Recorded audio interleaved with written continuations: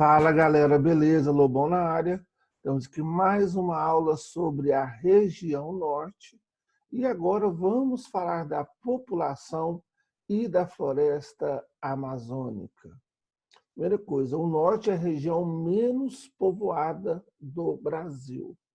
Quando eu falo povoado, eu estou falando da relação entre a população e a área. É uma coisa chamada densidade demográfica ou população relativa. Então, a população relativa da região norte é a menor do país. Já a população absoluta, a quantidade de pessoas da região norte, ela é um pouco maior que a região centro-oeste. Então, não é a menos populosa, mas sim a menos povoada. Os estados do Amapá, Acre e Roraima são os menos populosos da região. Juntos possuem pouco mais de 1.350.000 habitantes, tá? Menos que a população da cidade de Goiânia. Então, é uma região muito pouco habitada, tá? Não é a menos populosa porque é uma área muito grande, mas está muito próximo aí da população absoluta da região centro-oeste. Então, você observa que a população da região norte ela é, em boa parte, uma população rural, né? Isso em relação à população das outras regiões. E quando você fala de aspectos da população da região norte, você tem que observar também a constituição, a composição dessa população. E é óbvio, né, que essa região é a região que ainda mais preservou e mais protegeu as populações tradicionais indígenas, porque foi menos, né, ocupada economicamente. Ali você vai ter, então, uma grande quantidade de populações indígenas, apesar de que há um grande avanço sobre esses povos aí, né, sobre as suas áreas, sobre suas terras, até a busca aí de riquezas como, por exemplo, minérios, né, e também dos seus solos aí para poder expandir a fronteira agrícola. Então, olha só, indígenas. Eles organizam-se geralmente em tribos seminômades de caçadores-coletores. Alguns povos indígenas da Amazônia ainda são isolados. São grupos que ainda têm os seus costumes, tradições e características culturais. Em alguns outros grupos você vai ter um processo maior de aculturação, de troca, né, de pensamentos e culturas. Culinária típica. As comidas típicas possuem uma tradição, mesmo se mudarem. Ainda possui uma forte tradição dos indígenas. Então, você vai ter a culinária, né, com uma grande ligação com a população indígena. Você vai ter o açaí, você vai ter o bolo de mandioca, né, que em Goiás fala assim, mané pelado. Né? Então, nós temos aí algumas comidas típicas, né? Também a tapioca, né? A gente pode citar aí como parte da culinária típica, né? Sem contar outros alimentos aí que são muito ligados às tradições indígenas. Folclore. O boi-bumbá é uma vertente do Bumba Meu Boi e é muito praticado na região norte. Foi criado pelos europeus no bumbódromo, que é uma espécie de sambódromo, né, do boi. Apresentam as agremiações do boi garantido, vermelho, e do boi caprichoso. Então você vai ter desfile, né, de boi com carros alegóricos aí, e parecido com o que acontece no Rio de Janeiro durante o carnaval. Né? Então o espaço onde essa circulação é chamado de bumbódromo. E você vai ter dois bois que disputam, né, o boi garantido, vermelho, e o boi caprichoso. Então, é uma coisa muito, muito comum na cultura da região norte, muito importante lá para as populações. Né? Então, o boi garantido é o boi vermelho e o boi caprichoso é o boi azul. Músicas tradicionais, os principais ritmos são o calypso. O calypso não é apenas uma banda, é um ritmo musical da região norte. O carimbó e a marajoara. Durante o Festival de Parintins, a música é uma manifestação artística muito importante. Então, na região norte, você vai ter, né, ritmos aí especiais típicos, né, das festas e da tradição daquela população. Danças locais, marajoada é a dança em homenagem a São Benedito e acontece em 3 ocasiões: o Natal, no dia de São Benedito e o dia 1º de janeiro. Você vai ter o festejo chamado marajoada. Religiosidade. A religião tem diversas crenças com influência das culturas indígenas e também dos imigrantes que habitaram a região norte do país.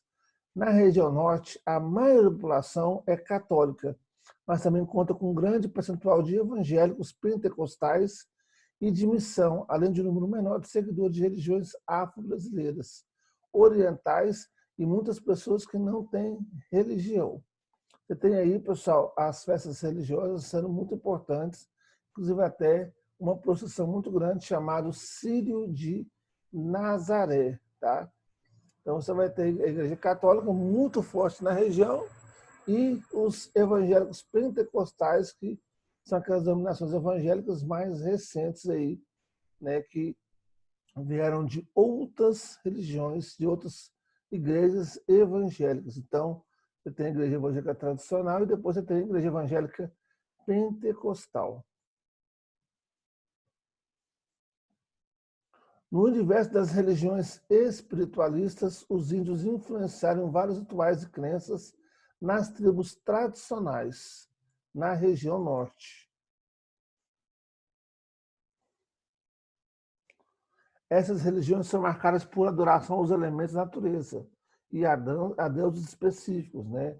O deus trovão e assim por diante, né? Tupi. Então você vai ter aí também as crenças e as tradições indígenas muito fortes nessa região, que é uma região que tem, né, uma grande quantidade de povos indígenas. Nas celebrações religiosas dos índios, existem diversos ritos com danças, acessórios e pinturas corporais. A diversidade religiosa é muito grande no norte do país, graças à tolerância com as variadas crenças que existem. Então, é uma região onde há um convívio um pouco melhor entre as diversas religiões diferentes. Povos da Amazônia. Grande parte dos índios brasileiros vivem hoje na Amazônia. De acordo com o censo de 2010 do IBGE, vivem na Amazônia cerca de 306 mil indígenas. Então, é a região que mais tem indígenas no Brasil. As principais tribos aí você vai ter a Ticuna, a Macuxi, a Caripuna, a Palihu e a Waikamp. Vida e cultura. Embora muitas tribos dos índios da Amazônia possuem contato com a cultura externa, eles ainda mantêm os principais aspectos da vida dos seus antepassados, vivem da caça e da pesca, extrativismo vegetal e da agricultura de subsistência. Então você vai ter ainda, né, alguns povos mais tradicionais no Brasil, né, localizados na região norte. Uma das principais figuras das tribos é o pajé, uma espécie de curandeiro. Ele também é o sábio que conhece a cultura do povo e transmite oralmente para os mais novos. E você vai ter vários idiomas, dialetos, né, indígenas na região. Então você pode dividir os povos indígenas, né, em troncos linguísticos, como Tupi, Aruac, Turrano, Gê, Caribe e Panô. E os principais problemas enfrentados por esses povos, né, embora grande parte dos indígenas da Amazônia tenham suas terras demarcadas e protegidas por lei, eles ainda sofrem com a presença de garimpos na região, construção de hidrelétricas e rodovias e o avanço da agropecuária de grande porte. E você tem, especificadamente nos últimos anos, um grande avanço sobre a região, inclusive até tentativas aí de voltar a explorar mineralmente uma área chamada REMP e um avanço da degradação da floresta amazônica sobre terras indígenas, né? Há muitas reclamações aí no ano de 2019 e 2020, esse avanço sobre essa região. Fala-se, né, que a política do governo em relação ao meio ambiente não é uma política realmente de preservação, e sim de fomentar o desenvolvimento econômico e, infelizmente, um desenvolvimento mais puro e simples é aquele que não se preocupa com a natureza. Porque se você tem formas de você avançar e desenvolver sobre uma região sem necessariamente você estar destruindo, degradando, né? E aí gera um alerta muito grande no mundo sobre a preservação de como que isso está acontecendo. Os indígenas organizam-se predominantemente em tribos seminômades, né? As que são a forma de espírito aos deuses, ou o animismo, e os xamãs são considerados mediadores entre o mundo dos vivos e o mundo espiritual. Os xamãs também são curandeiros e frequentemente usam drogas alucinógenas como meio de entrar no mundo dos espíritos. Outras formas e práticas mágicas e crenças religiosas se expressam através da ornamentação corporal. Então você vai ter aí o uso de substâncias de chás, né, que vão gerar alucinação na pessoa e que diz que ela vai entrar nesse processo aí de espiritualidade. Você tem diversas lendas sobre a região amazônica, né, como, por exemplo, a do Pirarucu, que conta a história de um índio travesso que matava sem dó e os deuses puniram, né? Tem aí a lenda do Boto, por exemplo, entre outras lendas que são muito usadas, são muito faladas na região amazônica, né? Uma grande cobra também chamada Buiúna, entre outras lendas aí que acontecem na região. E vamos falar sobre a floresta amazônica. Inclusive até, né, houve aí a pesquisa de um texto que fala sobre o processo de internacionalização da floresta amazônica. Essa conversa sempre ela teve em voga no mundo, porém ela foi muito forte no início dos anos 90, quando houve no Brasil uma reunião internacional sobre as questões ambientais, a chamada ECO 92 ou Rio 92. E nessa reunião surgiu aí, né, vários grupos pedindo para internacionalizar a Amazônia, visto que é uma floresta muito importante e que estava sendo rapidamente destruída. Então havia uma preocupação mundial sobre a sua preservação e pedia-se para que o Brasil, né, cedesse essa região, essa floresta, né, não só o Brasil como os países que compõem a floresta amazônica, para que se tornasse um patrimônio da humanidade. Então há esse foco e essa busca aí que de vez em quando é debatido, né? Aliás, durante a Eco 92 foi feita uma reunião chamada Convenção da Biodiversidade, e nessa reunião, a chamada Convenção da Biodiversidade, né, existia aí um pedido perante os países ricos de que os países pobres, que têm a biodiversidade mundial, que têm as florestas e assim por diante, cedessem essa biodiversidade para estudos, a fim de que possam ser desenvolvidos remédios e alimentos, né, para a humanidade. E já os países pobres queriam que os países ricos dividissem com eles os lucros desses produtos. Então, assim, você vai ter uma grande polêmica no mundo que são os ricos possuem tecnologia e ciência, mas estão em regiões temperadas, aonde você não tem essa biodiversidade toda. Os pobres possuem as florestas equatoriais diversificadas, porém não têm a tecnologia para desenvolver esses produtos. O rico quer que o pobre ceda a biodiversidade, o pobre quer que o rico divida o lucro dos produtos, né, que vão ser desenvolvidos através dessa biodiversidade. Você tem vários e vários casos aí da chamada biopirataria, onde você vai ter, então, essa riqueza biológica sendo roubada, desenvolve-se remédios e produtos, né, e é lógico que quando você desenvolve um remédio novo, você vai cobrar uma patente, um royalty, e o país pobre que tinha aquela biodiversidade não ganha nenhum centavo com isso. E se for precisar daquele produto, vai ter que pagar muito caro, que nem todo mundo. Então, essa é a grande polêmica em relação a isso, né? De quem deve gerenciar esse recurso natural. E o que falava-se muito sobre essa conversa da internacionalização da Amazônia é de que esse processo não era para preservar o meio ambiente, que era uma enganação. E que o foco principal era, né, tentar pegar as riquezas que tinha nessa floresta e aumentar também o processo de degradação. Então, isso foi uma grande polêmica aí, né? E essa pesquisa aí sobre isso que deveria ser debatido hoje, tá? Mas vamos lá. Floresta amazônica, localizada na região norte da América do Sul, A floresta amazônica possui uma extensão de aproximadamente 7 milhões de quilômetros quadrados, tá? Corrija aí, 7 milhões de quilômetros quadrados.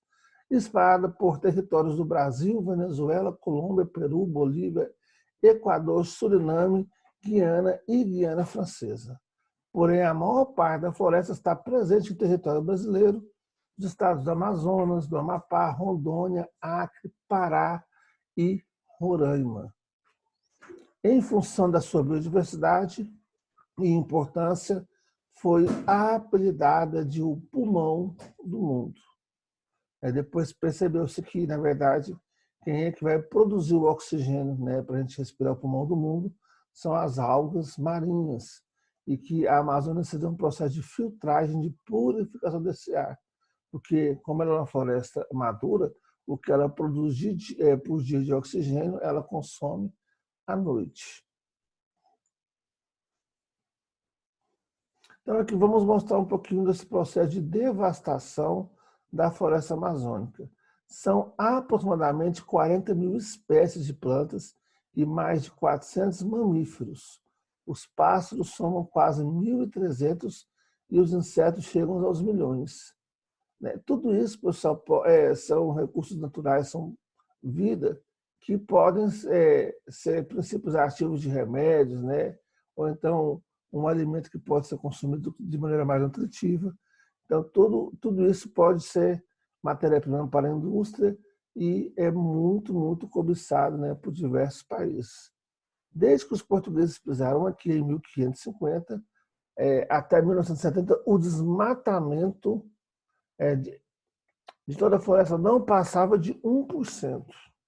De lá para cá, em apenas 40 anos, foram desmatados cerca de 18% da área da Amazônia brasileira.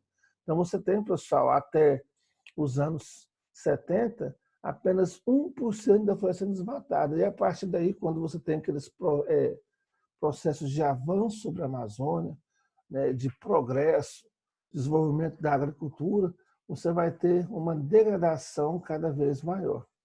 Se você for observar aí, então você vai ter uns 50 anos, mais ou menos, que esse processo se agravou com mais força.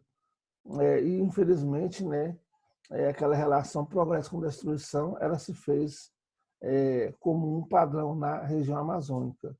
Tem um vídeo do canal Magiel chamado Você Conhece Chico Mendes, né, que foi feito quando o ministro Ricardo Salles, né, disse que não conhece a história de Chico Mendes. E nesse vídeo, eu e mais o Rocha, a gente fala um pouquinho sobre essa questão de avanço sobre a Amazônia, né, e de como isso gerou uma degradação e que depois os povos que queriam preservar e que faziam a luta pela Amazônia, né, algumas pessoas foram assassinadas, como esse líder ativista aí, chamado Chico Mendes. Então depois assistam, que é muito importante, né, vocês vão entender um pouquinho melhor sobre essa questão, tá? Então você vai ver que o processo de degradação da Amazônia se intensificou nos últimos 50 anos. E também intensificou-se, né, os movimentos de preservação que tentam coibir esse processo. Infelizmente, né, entre a economia e a preservação, a economia tem vencido, inclusive até atualmente aí, né, nesse governo. Então, olha só, a ganância destrói árvores. O desmatamento da floresta amazônica é um dos principais problemas ambientais do mundo atual, em função de sua grande importância para o meio ambiente. A questão da exploração da madeira, feita principalmente por grandes empresas madeireiras nacionais e internacionais, é uma das atividades econômicas mais predatórias da região norte do país. Esse desmatamento causa a extinção de espécies vegetais e animais, trazendo danos irreparáveis para o ecossistema amazônico. E você tem, pessoal, formas de você explorar a região, de você retirar madeira sem destruir, através de práticas como, por exemplo, manejo florestal. Ou então, quando você pode também plantar na região sem tirar a floresta, através da chamada agricultura sintrópica. Então, o homem sabe, né, formas alternativas que pode aproveitar economicamente, mas de maneira mais racional e sem degradar. Infelizmente, né, nem todo mundo tem essa visão ou usa essas práticas, né? E o grande foco realmente é você lucrar cada vez mais sem pensar, né, na forma como isso vai ser feito, o que gera um grande impacto sobre a floresta. Então, quais são as principais causas do desmatamento? A degradação provocada pelo corte ilegal de árvores destinadas ao comércio legal de madeira é um grande principal motivo de desmatamento. Né? Então, a cobiça por essas árvores, né, importantes, nobres. As queimadas ilegais também para a abertura de pastagens para o gado, a expansão da fronteira agropecuária, né? Então, a pecuária e áreas agrícolas. Então, você vai ter principalmente o boi e a soja, né? Os assentamentos humanos em função do crescimento populacional da região. Tudo isso então, são formas e motivos que causam esses grandes impactos sobre a área. E as principais consequências você vai ter a extinção de espécies vegetais e animais, o desequilíbrio no ecossistema da região, o aumento da poluição do ar, no caso das queimadas. Lembrando que a floresta não queima sozinha, é uma floresta úmida. Para queimar, você tem que primeiro desmatar, destruir, derrubar a árvore, esperar ela secar para depois queimar. Tá? E aumento de casos de erosão do solo, além também de compactação, porque após a região da floresta você vai ter, né, o trator passando e compactando o solo, ou então também o boi, né, de um lado para o outro. Então você vai ter aí consequências muito danosas para um ecossistema muito importante, que é o grande fornecedor de umidades para as regiões centro-oeste e sudeste, além de ter uma estabilidade aí climática, um processo de purificação do ar e muita biodiversidade. Né? Então, é um prejuízo muito grande para a humanidade esse processo de avanço econômico desmedido, sem você pensar em formas de preservar ou de fazer de maneira mais racional. E você vai ter como consequência também muitos animais em extinção, né? Você vai ter aquele personagem principal daquele filme, da animação, chamado Rio, né? Ararinha Azul, que está muito ameaçada de desaparecer. A floresta amazônica abriga inúmeros animais e serve de refúgio para espécies ameaçadas de extinção. São cerca de 50 animais de extinção na floresta amazônica, desde mamíferos, peixes, aves e anfíbios. E no Brasil, aproximadamente 600 espécies. Os principais fatores que levam os animais da fauna brasileira a estarem na lista de extinção é a destruição do seu habitat natural, o desmatamento, a caça ilegal e o tráfico de animais. Infelizmente, anualmente, novas espécies são acrescentadas a essa lista. Então, esse processo é contínuo, né, e está aumentando cada vez mais. Alguns animais que correm risco de extinção, né, você tem naquela imagem que eu postei para vocês, aí, algumas espécies muito importantes. Segundo previsões especialistas, se o desmatamento continuar no mesmo ritmo nos últimos anos, mais da metade da floresta amazônica deixará de existir num prazo de 50 a 100 anos. E você tem, então, grandes alertas aí no mundo sobre esse processo, né, e a busca pela preservação. Beleza? Então, olha só. Eu falei um pouquinho sobre a região amazônica, sobre a população, os povos tradicionais e a degradação ambiental nessa floresta.